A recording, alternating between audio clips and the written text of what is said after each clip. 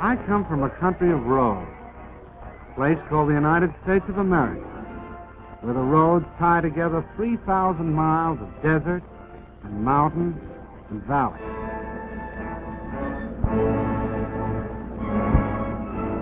Because of the automobile, Americans who live 100 miles from each other are as close neighbors as the man next door.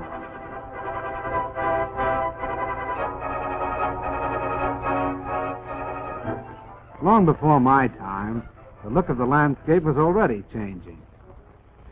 Men were dreaming about new cities of long avenues and wide spaces to live in. These cities were planned. They were even built. But in miniature, only. Because this dream, like every other dream of a free people, was threatened, the men of my country went to war.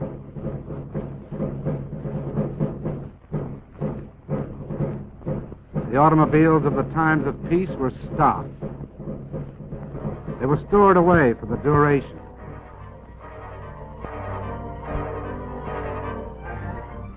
A new kind of army mule on wheels was needed to keep up with the motor divisions that took to the highway. And that's what I was going to be. The job of figuring me out was given to the automobile industry. Every year, men like these had designed a new and more beautiful collection of cars. These new models were presented like debutantes at auto shows that were the social events of the season. In the hands of these experts, there was no telling just what I might turn out to be. A beautiful sedan, maybe, with all the gadgets and devices. A handsome roadster. Maybe a peacock. They worked on me and worked, and finally, here's what came out. Can this be an automobile, men wondered? Looks more like a four-wheel Beetle, one of them said.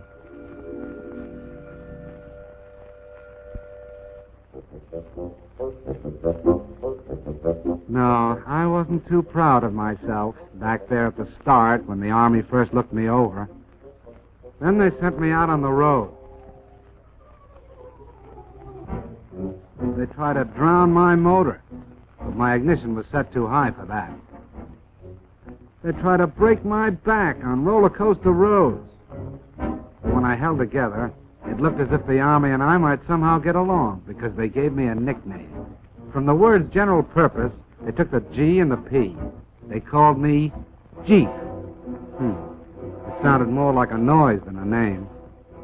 Then it really began. I was sent out on maneuvers.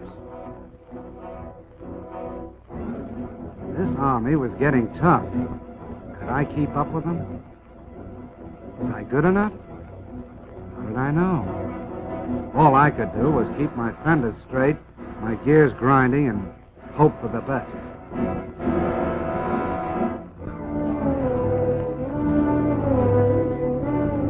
And the things they asked me to do, like rivers, for instance. I had to be light enough to cross water in my own canvas tarpaulin. Lucky I didn't weigh more than 2,200 pounds. And it was lucky that I wasn't any bigger than 11 feet long and 5 feet wide and 3 feet high. Because when the outfit took to the air, they expected me to go right along with them.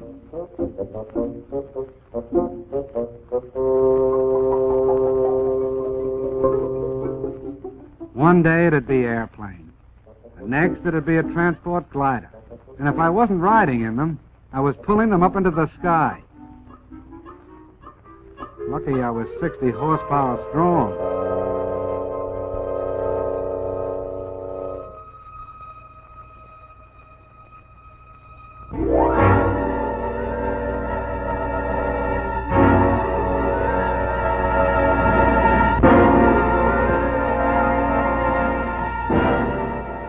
The Army was getting tougher, preparing itself for the big offensives that were coming.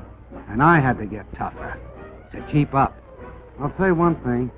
No matter what they asked me to do, pull cannon, break my own road through the underbrush, or keep moving at better than 70 miles an hour, it was no worse than what my driver was ready to do himself. The American soldier and I got along fine, like a good rider and a horse. We got to be pals. But even so, I had my doubts. Most of the machines around me had proved themselves in battle. I was still on probation.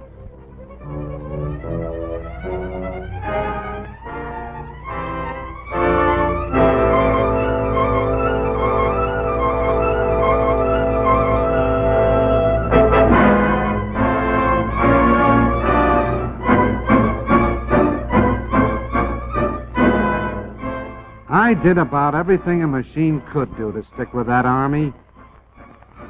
Stood up to gunfire and mounted a gun of my own. I laid down smoke to hide the tanks that followed. I helped out wherever I could.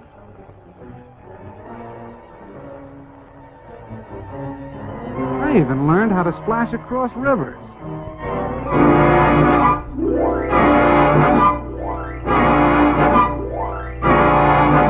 With a boat arrangement built around my middle. But I didn't know yet whether I was accepted until all of a sudden I found myself in mass production. It meant only one thing. I was a success. I was getting turned out 1 every 2 minutes. 30 Jeeps an hour. What do you think of that? All of a sudden, I found that I was a popular kind of character. I was marching right up there in front with the band.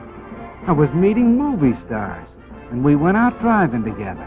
We sold war bonds right down the streets of Washington, D.C. itself. I was a success. I got all set to go traveling. They credited me up for shipment overseas to do the job I was built for.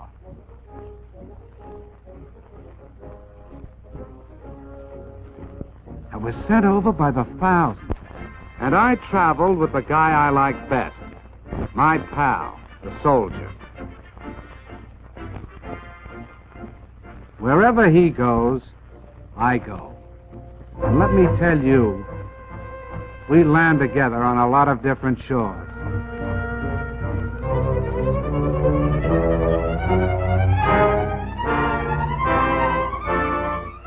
I went to work in the South Sea Islands. I fought mud in North Africa. I went sightseeing in Egypt. And in China, I teamed up with General Stilwell, with General Chennault and his Flying Tigers.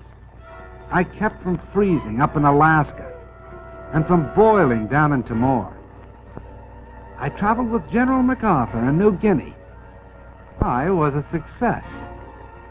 I hobnobbed with famous people like Wendell Willkie, with King George, and Queen Elizabeth. I went out with presidents. I was with Mr. Roosevelt in Casablanca. And I was part of the victory in North Africa.